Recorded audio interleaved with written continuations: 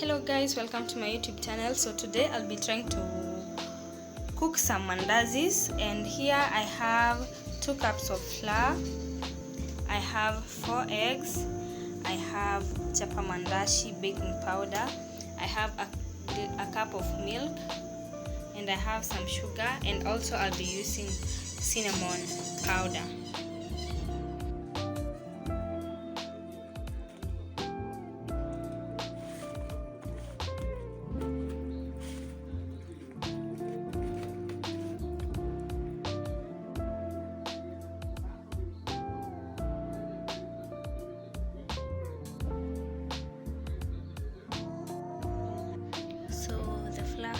Rested for about 30 minutes. It is soft, as you can see. So now I'm going to be spreading it on the table so I can make some fine circles to cook the mandazi.